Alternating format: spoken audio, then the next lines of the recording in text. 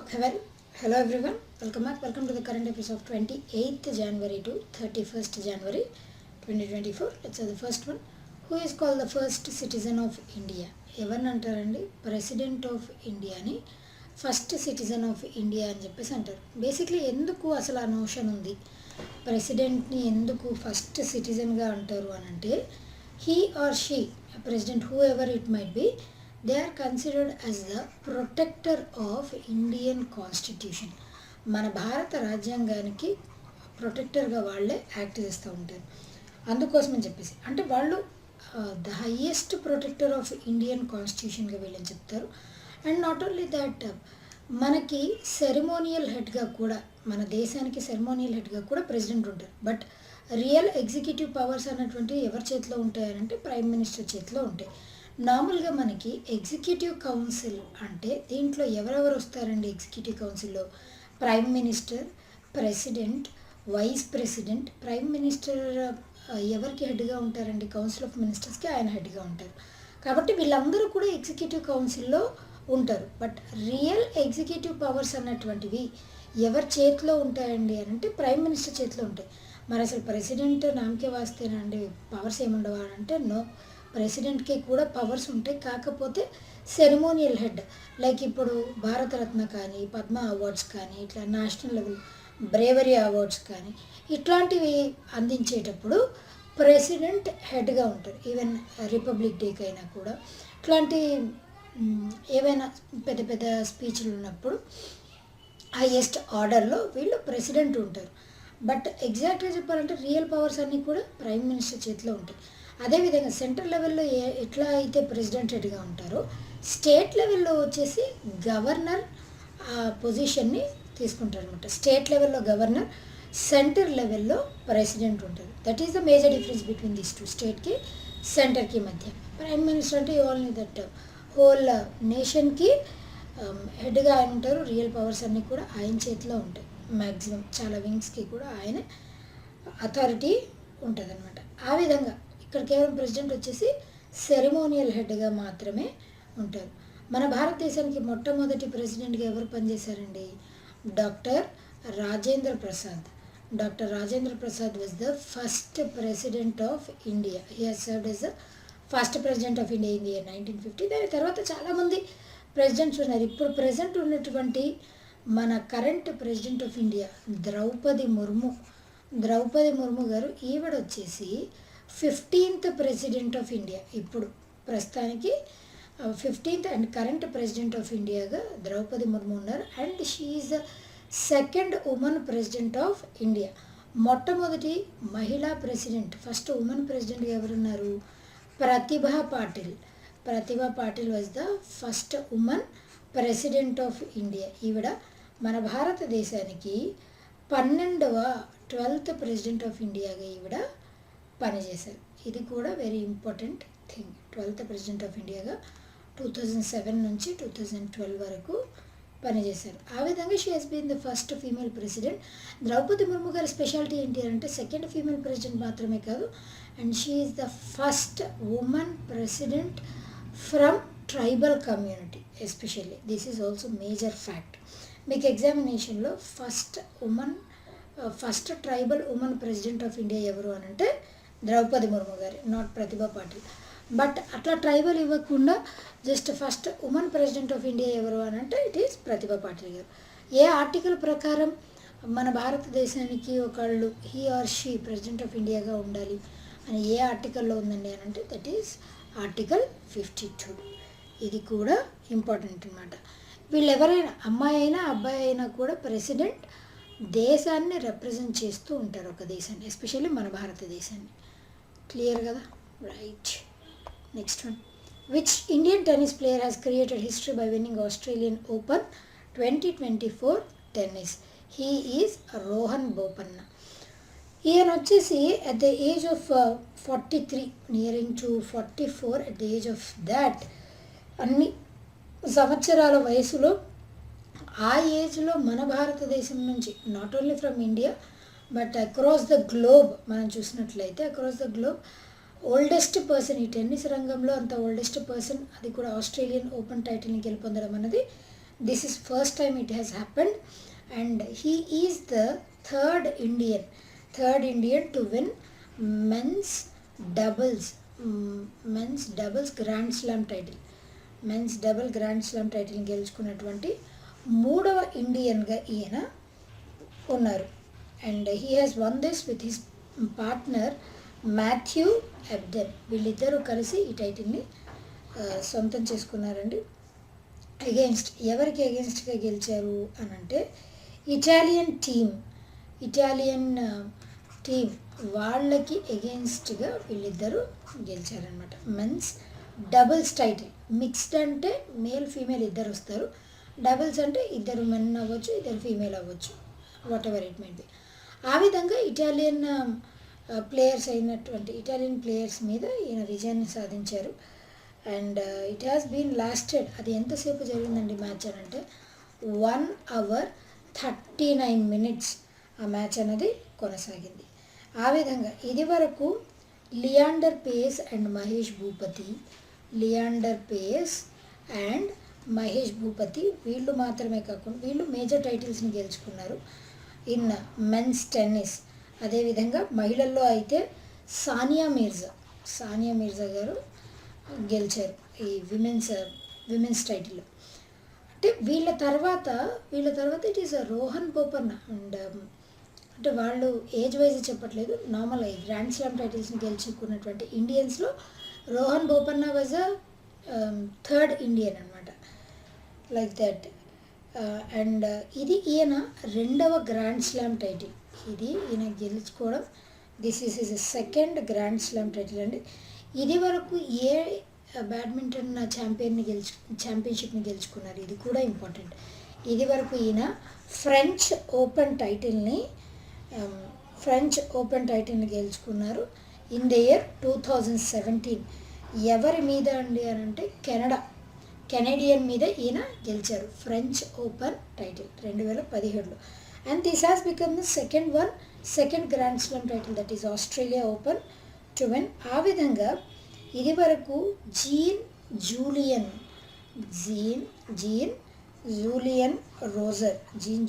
Roger at the age of 40 years 40 సంవత్సరాల వయసులో French Open men's double ట్రోఫీని 2022వ సంవత్సరంలో ఆయన టైటిల్ని సొంతం చేసుకున్నారు at the age of 40 years. And later on after that ఆ రికార్డ్ని కూడా, అంటే 40 years అప్పటికి మనం ఓల్డ్ అనుకున్నాం, 40 years కూడా దాటేసి 43 yearsలో ఈ ఆస్ట్రేలియా ఓపెన్ టైటిల్ని గెలుచుకోవడం అన్నది సాధారణమైన విషయం అయితే కాదు.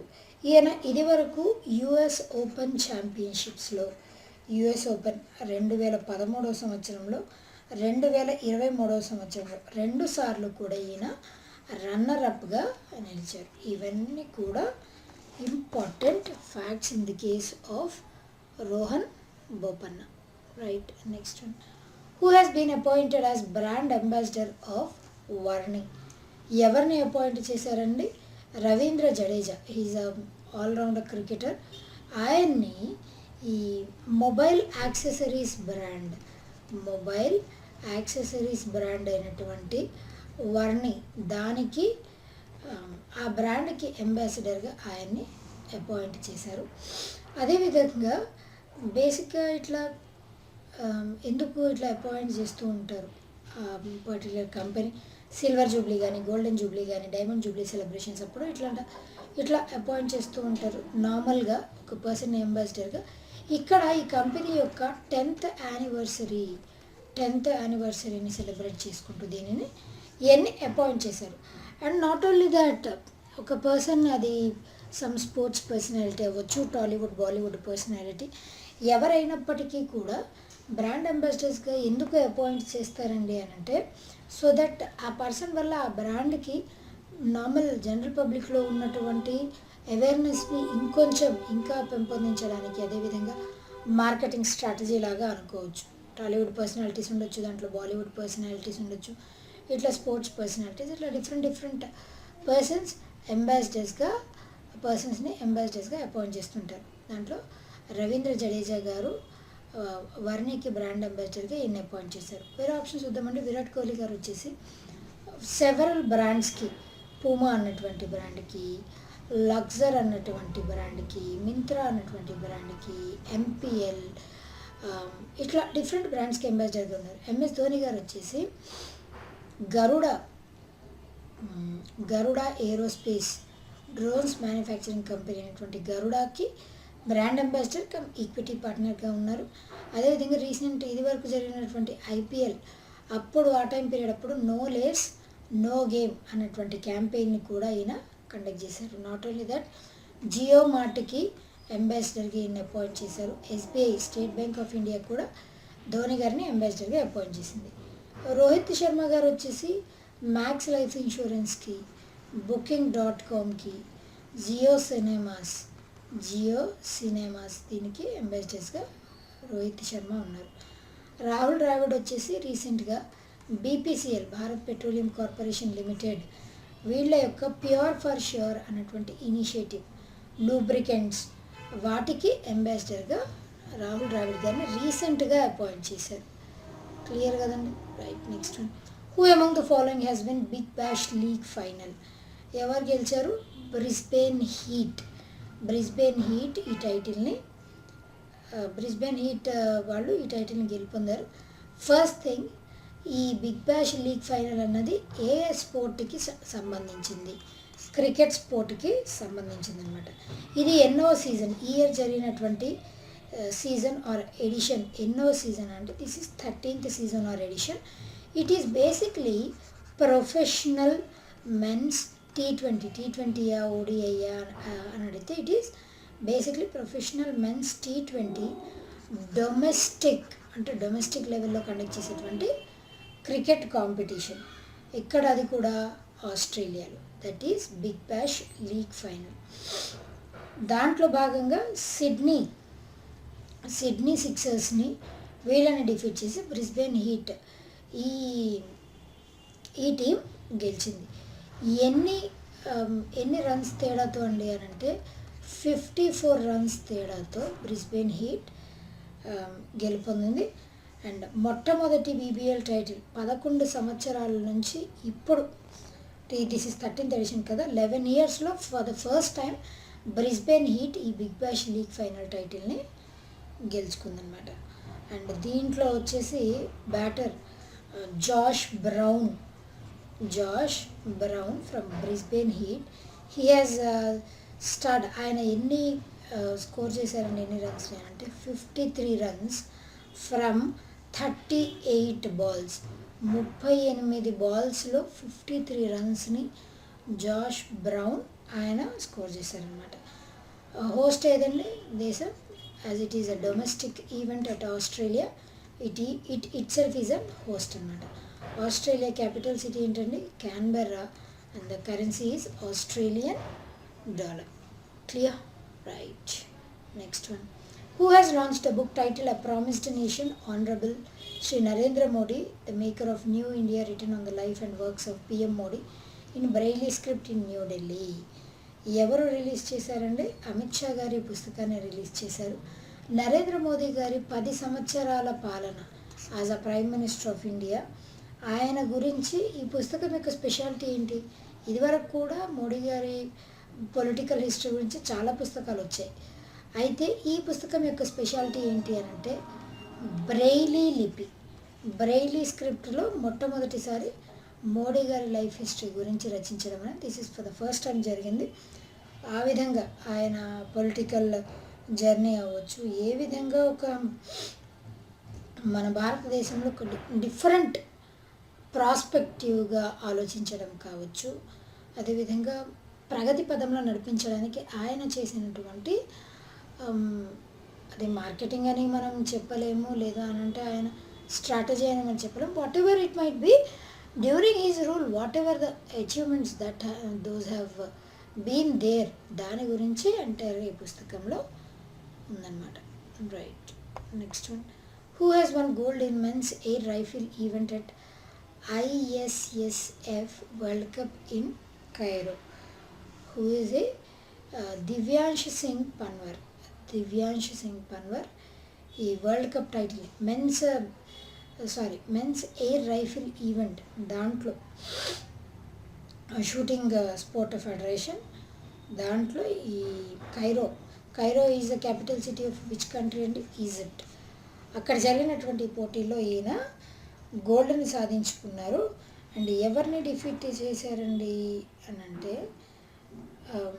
ఈ హ్యాజ్ డిఫీటెడ్ చైనాకి చెందిన షెంగ్ లిహావో ఈ టైటిల్ని ఆయన్ని డిఫీట్ చేసి దివ్యాంష్ ఈ టైటిల్ని సొంతం చేసుకున్నారు. అదేవిధంగా విమెన్స్ 10 మీటర్ రైఫిల్ ఈవెంట్ దాంట్లో వచ్చేసి Sonam Uttam Maskar women's 10 metre rifle event దాంట్లో అమ్మాయి టైటిల్ని గెలుచుకున్నారనమాట. అండ్ ఆ విధంగా ఈయన ఎంత స్కోర్ చేశారని అంటే 253 దివ్యాంశి సింగ్ పన్వర్ వచ్చేసి 253.7 అంత షాట్ చేశారు. ఈయన వచ్చేసి he has a shot 253.3 just 0.4 మార్క్తో he has won. Divyanshi Singh Panwar he has won అనమాట. ఇట్లా వరల్డ్ కప్ టైటిల్ని గెలుచుకోవడం, గోల్డ్ టైటిల్ని గెలుచుకోవడం, this is his 5th time. For the 5th time he has won this world cup stage gold. And 2 సార్లు individual gold గెలుచుకున్నారనమాట. Last 2019 తర్వాత మరలా ఇప్పుడు ఈ టైటిల్ని సొంతం చేసుకోవడం అన్నది విశేషంగా చెప్పచ్చు. Right, next one. Who has sworn in as the Chief Minister of Bihar for a record 9th time? Who is he? Nitish Kumar from Bihar. Capital city ఏంటండి? Patna is the capital city of Bihar. అయితే ఈయన political career చాలా interesting ఉంటుందండి. If you have read of his political career. కేవలం ఈయన మాత్రమే కాదు, నితీష్ కుమార్ గారు మాత్రమే కాదు, ఈయనతో పాటు ఇంకా వేరే వాళ్ళు కూడా డెప్యూటీ సీఎంగా ఓత్ తీసుకున్నారు. సమ్రాట్ చౌదరి అండ్ విజయ్ సిన్హా వీళ్ళిద్దరూ డిప్యూటీ చీఫ్ మినిస్టర్స్గా వీళ్ళిద్దరు ప్రమాణ స్వీకారాన్ని చేశారు. అయితే బేసిక్లీ 2013 సంవత్సరంలో నితీష్ కుమార్ గారు he has part his base from BJP. Modi గారు ఎన్డీఏ తరపు నుంచి పీఎం క్యాండిడేట్గా అయినప్పుడు ఆయన పీఎంగా ఎలా అవుతారు అని దానికి వ్యతిరేకంగా ఆయన బీజేపీ నుంచి వైదొలిగిపోయారు. అసలు ఫస్ట్ ఎప్పుడు బీజేపీలో జాయిన్ అయ్యారండి ఈయన నితీష్ కుమార్ గారు అంటే he first joined BJP in the year 1996. తర్వాత ఈయన యూనియన్ మినిస్టర్ ఆఫ్ రైల్వేస్గా పనిచేశారు. అది చాలా తక్కువ కాలం. అటల్ బిహారీ వాజ్పేయి గారి ఎన్డీఏ గవర్నమెంట్ ఉన్నప్పుడు యూనియన్ మినిస్టర్ ఆఫ్ రైల్వేస్గా పనిచేశారు. మీకు ఎగ్జామినేషన్లో ఇట్లా కూడా కొంచెం ట్విస్ట్ చేసి అడగాలి అని అంటే నితీష్ కుమార్ గారు 9th టైం సీఎంగా అపాయింట్ అయ్యారు బీహార్కి, అది అడగొచ్చు, లేదా ఎన్నోసారి అని అడగొచ్చు. ఆయన 9th టైంగా సీఎంగా అపాయింట్ అయ్యారు. ఇది వరకు ఆయన యూనియన్ మినిస్టీరియల్ లెవెల్లో ఏ పదవుల్ని చేపట్టారు అన్నప్పుడు యూనియన్ మినిస్టర్ ఆఫ్ రైల్వేస్గా పనిచేశారు. అండ్ నాట్ ఓన్లీ దట్, దాని తర్వాత 1999వ సంవత్సరంలో ఆయన దిగిపోవడం ఎందుకు అనంటే వెస్ట్ బెంగాల్లో జరిగినటువంటి ట్రైన్స్ కొలైడ్ అయిన తర్వాత ఆయన ఫుల్ రెస్పాన్సిబిలిటీ తీసుకొని రిజైన్ చేసేసారు as a union railway minister. అట్లనే 2001వ సంవత్సరంలో మరలా union minister of agriculture appoint అయ్యారు. తర్వాత రైల్వే మినిస్ట్రీ కూడా ఆయనకి లభించిందనమాట. దాని తర్వాత ఎప్పుడైతే 2014వ సంవత్సరంలో లోక్సభ సీట్స్, ఈయన జేడీయూ అనమాట, లోక్సభ సీట్స్ 20 నుంచి 2కి ఎప్పుడైతే పడిపోయాయో అప్పుడు దానికి కూడా ఆయన రెస్పాన్సిబిలిటీ తీసుకుంటూ ఆయన వైదొలిగిపోయారు. అట్లా ఆయన మోర్ దెన్ 17 years పనిచేసినప్పటికీ కూడా as CM for the 9th time పనిచేసినప్పటికీ కూడా హైయెస్ట్ నెంబర్ ఆఫ్ ఇయర్స్ సీఎంగా పనిచేసినట్టు కాదండి, హైయెస్ట్ నెంబర్ ఆఫ్ ఇయర్స్ ఎవరు పనిచేశారు అని అంటే ఇట్ ఈజ్ పవన్ కుమార్ చామ్లింగ్. ఈయన వచ్చేసి సిక్కింకి చీఫ్ మినిస్టర్గా 24 సంవత్సరాలు పనిచేశారు. He has the highest serving record. తర్వాత it is Naveen Patnaik garu from Odisha.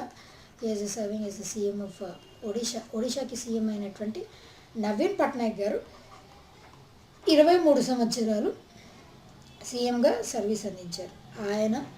అదేవిధంగా ఇంకా Jyoti Basu from Bengal. Jyoti Basu from Bengal served as chief minister for 23 years. ఆ విధంగా డిఫరెంట్ ఈ ముగ్గురు చీఫ్ మినిస్టర్స్ లీడ్లో ఉన్నారు. ఈయన more than 17 years Nitish Kumar has been served as the chief minister of Bihar. అది విశేషం. ఎన్నోసారి 9వసారి అది గుర్తుపెట్టుకోవాలి. ఆయన యూనియన్ మినిస్టర్, రైల్వే మినిస్టర్గా పనిచేశారు, అగ్రికల్చర్ మినిస్టర్గా కూడా పనిచేశారు. 2013వ సంవత్సరంలో ఆయన బీజేపీ నుంచి వైదొలిగిపోయారు. 1996లో బీజేపీ మెంబర్గా జాయిన్ అయ్యారు. ఇవన్నీ కూడా ఇంపార్టెంట్ ఫ్యాక్ట్స్ అన్నమాట. Right, next Sada Tansik, a joint military exercise was organized between India and which country? What is that country? And it is Saudi Arabia. Capital city ఏంటండి? Riyadh, and the currency is Riyal, capital currency. Sada Tansik ఇప్పుడు ఏ military exercise అయినా, అది army అయినా, navy అయినా, air force అయినా, whatever military exercise it might be, ఏ 2 దేశాలకి మధ్య కండక్ట్ చేసినప్పటికీ కూడా ఆ 2 దేశాల మధ్య పరస్పరంగా ఉన్నటువంటి రిలేషన్షిప్ టైస్ని ఎన్హాన్స్ చేసుకోవటానికి ఆ మిలిటరీ ఎక్సర్సైజ్ పనిచేస్తుంది. కేవలం అది మాత్రమే కాదండి, ఈవెన్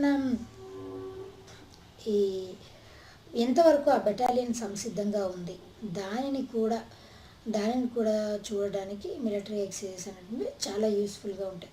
ఎప్పుడైనా వార్ లైక్ సిచ్యువేషన్ వచ్చినా కూడా ఆ బెటాలియన్ సంసిద్ధంగా ఉండాలి, దాని కొరకు ప్రిపేర్ చేయడానికి ఇలాంటి మిలిటరీ ఎక్సర్సైజెస్ అనేటువంటి వాటిని కండక్ట్ చేస్తూ ఉంటారు. అట్లా ఈ సదా తన్సిక్ అన్నటువంటి this is a maiden exercise కాబట్టి it is very very very important. Maiden exercise అంటే ఫర్ ద ఫస్ట్ టైం జరిగింది అని అర్థం. ఎక్కడ కండక్ట్ చేస్తున్నారండి? రాజస్థాన్లో ఆల్రెడీ స్టార్ట్ అయిపోయిందండి. ఫ్రమ్ January 29th January నుంచి 10th February వరకు దీనిని కండక్ట్ చేస్తుంది అనమాట, 2 weeks. ఆ విధంగా అండ్ నేవల్ ఎక్సైజ్ కూడా ఉంది మన ఇండియాకి సౌదీ అరేబియాకి మధ్య.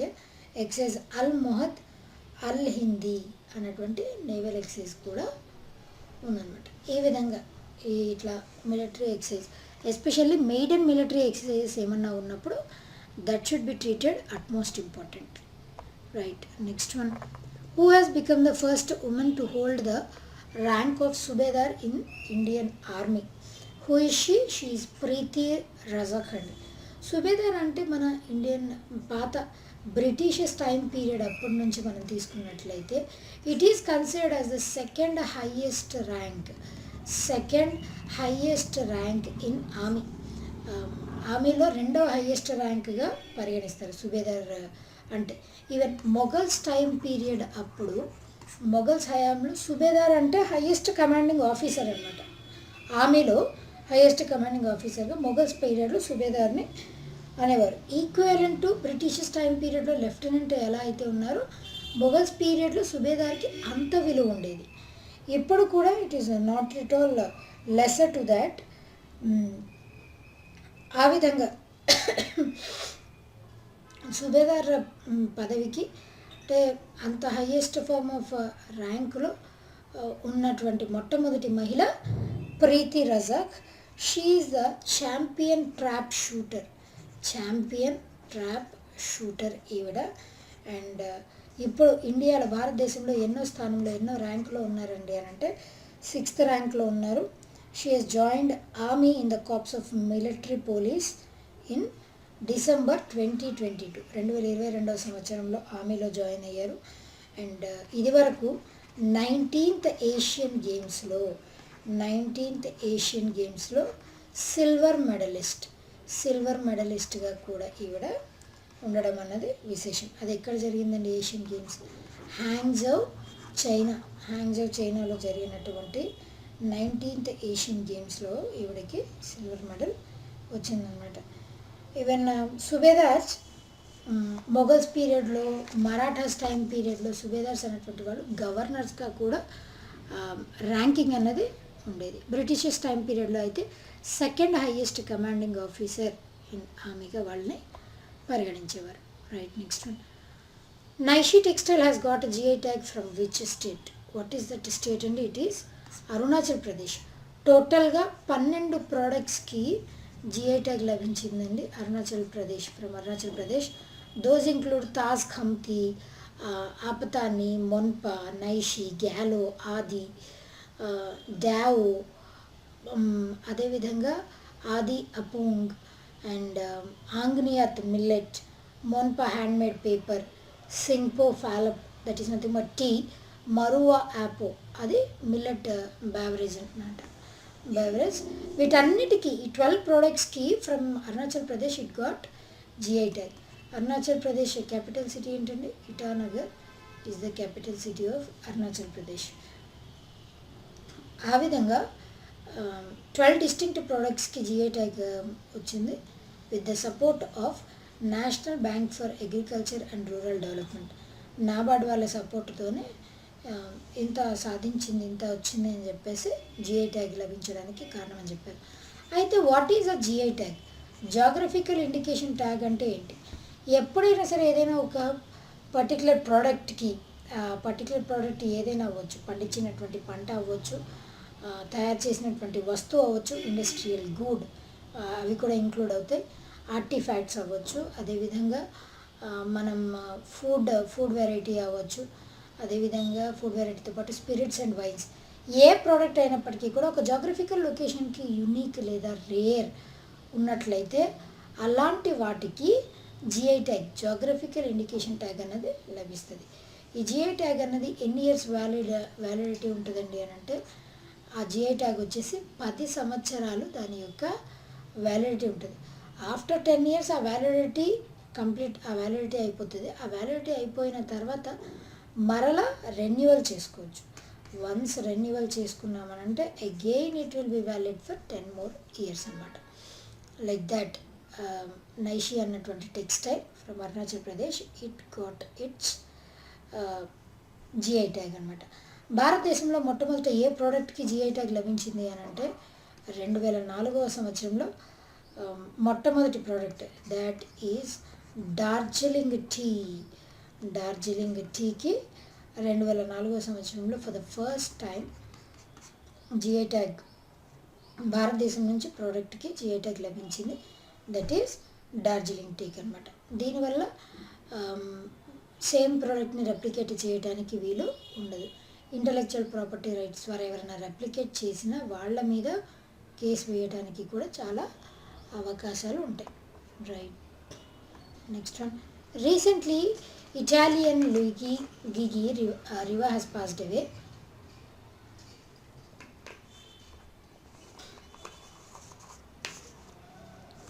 He is related to which sport? He is related to the sport. Italian దేశస్థుడైనటువంటి ఈయన ఫుట్బాల్ ఛాంపియన్ అనమాట. He has been aged 79 years and ఇటలీలోనే రికార్డ్ గోల్ స్కోరర్గా ఈయన ఉన్నారు. అండ్ 35 సార్లు 35 times he netted 35 times in 42 appearances 42 appearances ఇచ్చారు for the team Azzurri. And it has won 1968 European Championships. European Championships with Italy 1968లో ఈ టైటిల్ని గెలుచుకున్నారు. ఈయన్నే roar of thunder అని కూడా ఈయనకే పేరు అనమాట. అండ్ ఈయన హార్ట్ అటాక్ వలన రీసెంట్గా మృతి చెందారు. And he is from the country Italy. Capital city ఏంటండి? Rome. And the currency is euro అనమాట. Right, next one. Nitya Anand has passed away recently. He belongs to which field? He is a doctor basically. ఎందుకండి doctor ఆయన ఇంత ఫేమస్గా మనం ఎందుకు చెప్పుకుంటున్నామనంటే basically he was the developer of India's first contraceptive pill that is it named Saheli అన్నటువంటి contraceptive పిల్ని introduce చేసిన మొట్టమొదటి అంటే డిస్కవర్ చేసినటువంటి వ్యక్తి ఈయనే. సెంటోక్రోమ్స్ అని కూడా వాటికే పేరు కాంట్రాసెప్టివ్ పిల్స్కే. సో కాంట్రాసెప్టివ్ పిల్ అంటే ఏంటి అని అంటే ఏదైనా అన్వాంటెడ్ సెక్స్ కానీ అన్ప్రొటెక్టెడ్ సెక్స్ వాటన్నిటిని అవాయిడ్ చేయడానికి కాంట్రాసెప్టివ్ పిల్స్ని యూజ్ చేస్తూ ఉంటారు కన్సీవ్ అవ్వకుండా ఉండేందుకు as a protective or safety measure. కాబట్టి అలా సహేలీ అని ఒక కాంట్రాసెప్టివ్ పిల్ని దీన్ని ఇంట్రడ్యూస్ చేయటం వల్ల ప్రోస్ చాలా ఉన్నాయి. దానిని డిస్కవర్ చేసినటువంటి వ్యక్తి ఈయన. కేవలం అది మాత్రమే కాదండి, సెంట్రల్ డ్రగ్ రీసెర్చ్ ఇన్స్టిట్యూట్ సిడిఆర్ఐకి కూడా ఇది వరకు ఈయన డైరెక్టర్గా చాలా సంవత్సరాలు పనిచేశారు. And not only that 400 research పేపర్స్ని కూడా ఈయన పబ్లిష్ చేశారు. 130కి పైగా ప్రొడక్ట్స్ మీద ఈయనకి పేటెంట్స్ కూడా కలిగి ఉన్నాయన్నమాట. ఆ విధంగా నేషనల్ ఫ్యామిలీ ప్రోగ్రామ్ ఆఫ్ ఇండియాలో కూడా ఈయన భాగస్వామి. Saheli it was incorporated into national family programme of India. Family planning దాంట్లో కూడా దీన్ని ఇన్వాల్వ్ చేయాలని చెప్పేసి 2016లో సర్క్యులర్ వచ్చింది. ఆ విధంగా భారతదేశపు మొట్టమొదటి నాన్ హార్మోనల్ నాన్ స్టెరాయిడల్ ఎటువంటి హానికారకం లేనటువంటి మొట్టమొదటి అండ్ ద ఓన్లీ కాంట్రాసెప్టివ్ పిల్ వచ్చేసి సహేలీ. ఆయన చేసినటువంటి కాంట్రిబ్యూషన్స్ కాను పద్మశ్రీ అవార్డు కూడా ఆయనకి లభించింది. Like that he is a familiar personality. Right, next one. Recently Deep Grace Ekka has announced international retirement from which sport? What is that sport అండి? It is hockey. అండ్ ఆవిడ కెరీర్ వచ్చేసి 2011 నుంచి 2013 వరకు ఆవిడ కెరీర్ కొనసాగుతూ వచ్చింది. And she is from the state Odisha. Capital city ఏంటండి? Bhubaneswar.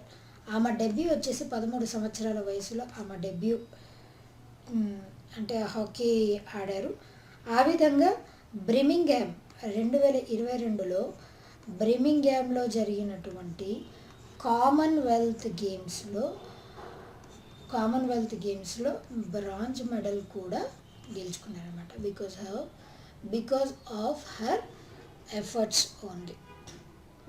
Clear కదా? Right, next one. According to Forbes, who among the following has become the richest person in the world? Who is a Bernard Arnault number 1 పొజిషన్లో ఉన్నారండి. తర్వాత 2వ స్థానంలో ఎవరున్నారు అని అంటే ఇట్ ఈస్ ఎలాన్ మస్క్ 2వ స్థానంలో ఉన్నారు. జెఫ్ బెజోస్ 3వ స్థానంలో. దాని తర్వాత 4వ స్థానంలో లారీ ఎలిసన్. 5వ స్థానంలో మార్క్ జుకర్బర్గ్, మెటా ఫౌండర్ అయినటువంటి Zuckerberg. Prior it was known as Facebook. Larry Ellison వచ్చేసి ఒరాకిల్ ఫౌండర్. జెఫ్ బెజోస్ వచ్చేసి ఫ్రమ్ అమెజాన్. ఎలాన్ మస్క్ వచ్చేసి is founder and director of Tesla, SpaceX వీటన్నిటికీ.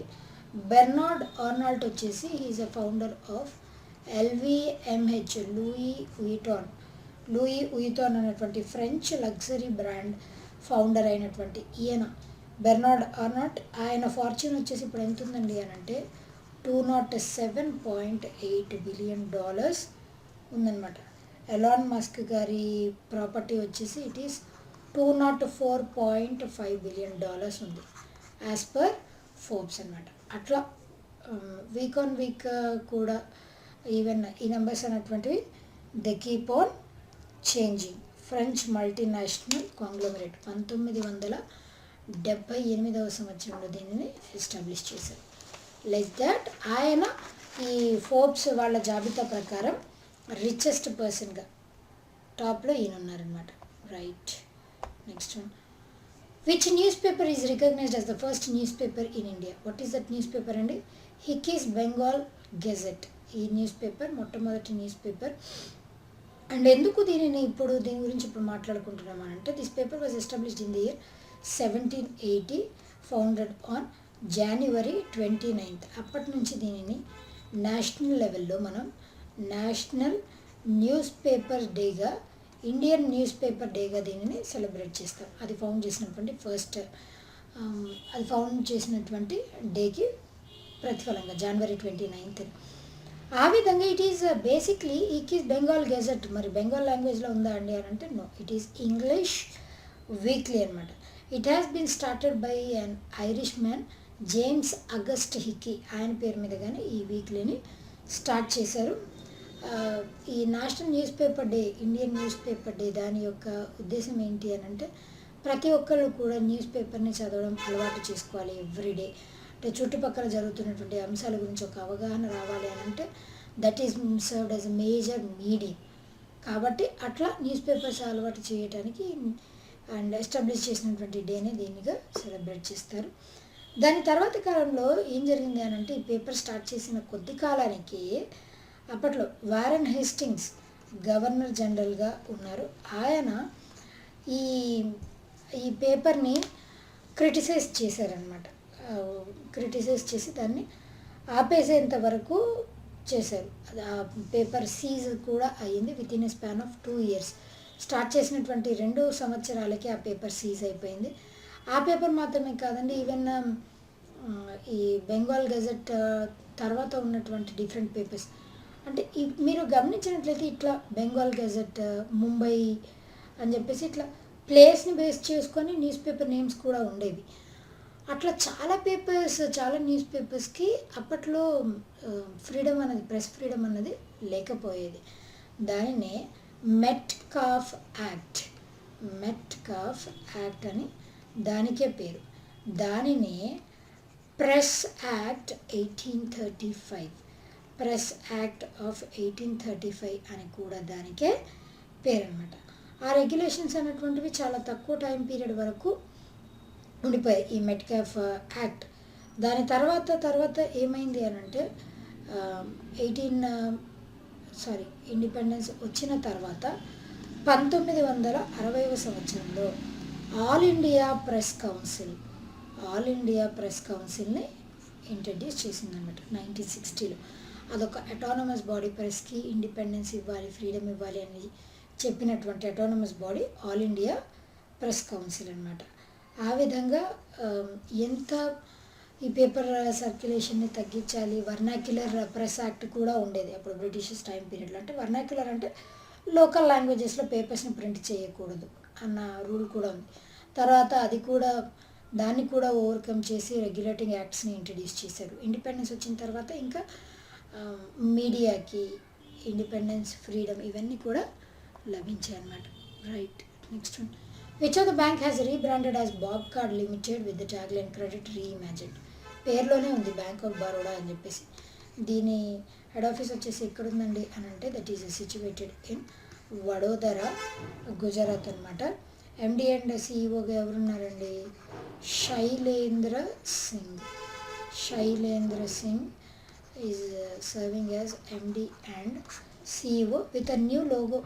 ఎందుకు పేరులోనే ఉంది క్రెడిట్ రీఇమాజిన్డ్ అని అంటే ఇప్పటి వరకు వీళ్ళు అందించేటువంటి సర్వీసెస్ ఏవైతే ఉన్నాయో వాటికి ఇంకా ఒక కొత్త రూపాన్ని అందించి ఇంకా వెసులుబాటుని ఇంకా సులభతరం చేయటానికి ఈ కొత్త ట్యాగ్ లైన్తో బాబ్ కార్డ్ని క్రెడిట్ రీఇమాజిన్డ్ అన్నటువంటి పేరుతో కొత్త లోగో వీటన్నిటిని రివైవ్ చేశారనమాట. Right, next one. Rana Talwar has passed away recently. He is A or an. Who is he? He is a veteran banker. Basically, he is of 76 years and he is the first Indian to head a global bank, that is Standard Chartered. Standard Chartered అన్నటువంటి international bank, global bank. దానికి మన భారతదేశం తరపు నుంచి దానికి head అయినటువంటి మొట్టమొదటి Indian Rana తల్వార్ గారు. He has started his career with city బ్యాంక్లో బ్యాంకర్గా ఆయన కెరీర్ స్టార్ట్ అయిందండి. తర్వాత చాలా ఆపరేటింగ్ కమిటీస్కి హెడ్గా ఉన్నారు. అండ్ ఇట్లా స్టాండర్డ్ చార్టర్ ఆ కంపెనీని కూడా 2002వ సంవత్సరంలో వదిలేసి సబరే క్యాపిటల్ అనేటువంటి దాన్ని, ఆ సంస్థని ఎస్టాబ్లిష్ చేశారనమాట. అట్లా బ్యాంకింగ్ రంగంలో is a familiar personality, veteran banker. మన భారతదేశం నుంచి ఫస్ట్ ఇండియన్ అండ్ ఏషియా లెవెల్లో కూడా is the first Asian to serve as the head of this global bank Standard Charter. Right, next one.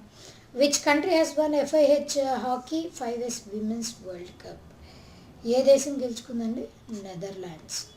Capital city ఏంటి? Amsterdam and the currency is euro అనమాట. Netherlands. International hockey federation, దాంట్లో Netherland team ఎవరిని defeat చేసిందండి అని అంటే India టీంని defeat చేసి Netherland గెలిచిందనమాట.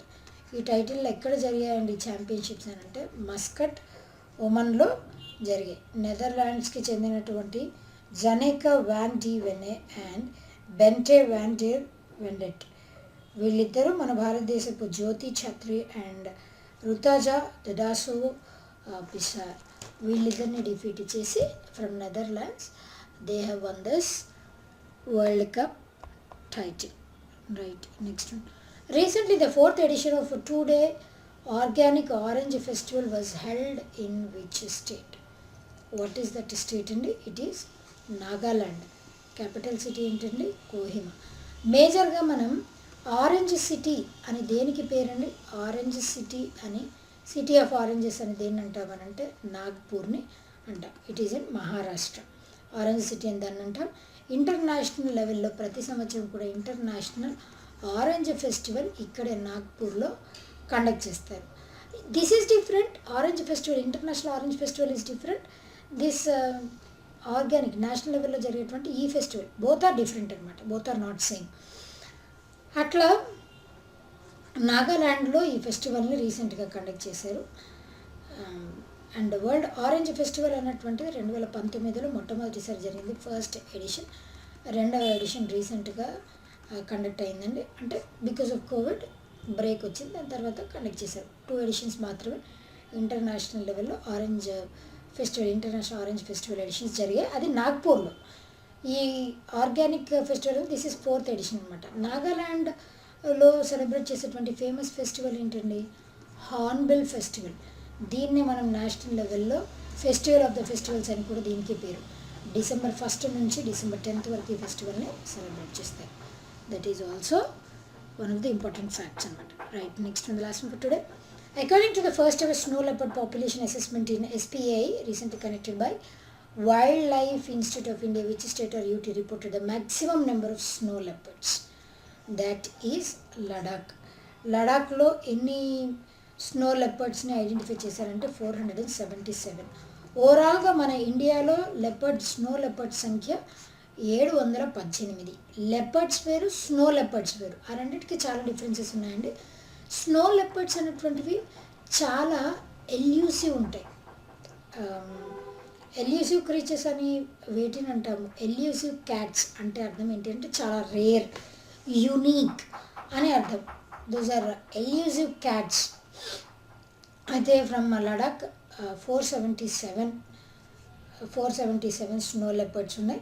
Ladakh తర్వాత ఉత్తరాఖండ్ రెండవ స్థానంలో ఉంది విత్ 124 స్నో లెపర్డ్స్. అరుణాచల్ ప్రదేశ్లో 3rd ప్లేస్లో అరుణాచల్ ప్రదేశ్ ఉంది 36. దాని తర్వాత సిక్కిం 4th ప్లేస్లో ఉంది విత్ 21 స్నో లెపర్డ్స్. దాని తర్వాత Jammu and Kashmir with 9 snow leopards. Himachal Pradesh, sorry it is not, Arunachal Pradesh 36, దానికి ముందు హిమాచల్ ప్రదేశ్ విత్ 51. హిమాచల్ ప్రదేశ్ 3rd ప్లేస్లో ఉంది, అరుణాచల్ ప్రదేశ్ 4th ప్లేస్లో ఉన్నదన్నమాట, Sikkim 5th place and Jammu and Kashmir 9th place. ఇట్లా మరి ఎలా సాధించారండి? ఈ నార్మల్గా మనం టైగర్ సెన్సెస్ ఎలా అయితే కండక్ట్ చేస్తామో ఈ వాటికి జియో ట్యాగ్స్, వాటిని ట్యాగ్ చేసి అదేవిధంగా కెమెరాస్ ఫిక్స్ చేసి వాటి ఫుటేజ్ని క్యాప్చర్ చేసి ఇలాంటి వాటన్నిటి ద్వారానే వీటిని కూడా కెమెరాస్ని సెట్ చేయడం త్రూనే వీటిని ఐడెంటిఫై చేశారనమాట. ఈ స్నో లెపర్డ్ పాపులేషన్ ఎంత ఉంది అని. As per IUCN reports, international union for conservation of nature ప్రకారం స్నో లెపర్డ్స్ అనేటువంటి ఇప్పుడు వల్నరబుల్ కేటగిరీలో ఉన్నాయి. ఇది కూడా ఇంపార్టెంట్. అండ్ చాలా ఆల్టిట్యూడ్ హైట్లో మాత్రమే ఉంటాయి ఆ స్నోలో, అందుకే వాటికి స్నో లెపర్డ్స్ అని పేరు. ఆ విధంగా 4 years 4 సంవత్సరాల నుంచి ఈ ఎక్సర్సైజ్ సెన్సెస్ని కండక్ట్ చేస్తే ఇప్పుడు 4 years తర్వాత ఇప్పుడు దీన్ని వెలుగులోకి తీసుకొని రావడం అనేది విశేషం. క్లియర్ కదా? Right. As a part of quick revision, Prasanna B. Varale, 34th Supreme Court Judge, RBI has approved LIC application to acquire 9.99% in HDFC Bank. Zomato received a certificate of authorization from RBI. Virat Kohli has won ICC ODI Player of the Year for 4th time. Ajit Mishra has been conferred the prestigious Freedom of the City of London Award. Naorem Roshibina Devi has been named the International Wushu Federation Female Athlete of the Year. India, France, UAE connected the desert night exercise over Arabian Sea. Indian Army has opened India selfie point at Jammu and Kashmir. Max Life Insurance has launched a swag pension plan. Krutrim platform has now India's first AI startup to reach unicorn status. Thaipusam festival is celebrated in Tamil Nadu. And this is my last class. It might take 4 more months for me to come back, and so as there is a gap, and this gap will be covered by some other faculty, current affairs faculty, so no need to worry about it, about daily current affairs. వేరే faculty through మీకు daily current affairs అనేటువంటి provide చేయబడతాయి. కాబట్టి మీరు కూడా అలాగే ఏదైతే గోల్ని మీరు అనుకున్నారో ఆ గోల్ని అంతే డెడికేటెడ్గా, అంతే అంటే ఆ జీల్, ఆ కన్సిస్టెన్సీ, దాని ముందు we can keep few things, కొద్ది కాలం మనం పక్కన పెట్టచ్చు.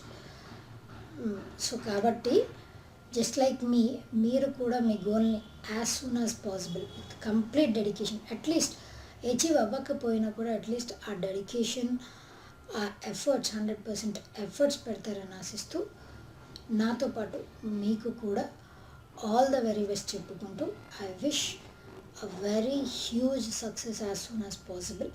అండ్ అట్లీస్ట్ ఎఫర్ట్స్ పెట్టడానికి maximum, max to max consistent efforts పెట్టడానికి ట్రై చేయండి. That's why I always say be fit, be consistent, and thank you.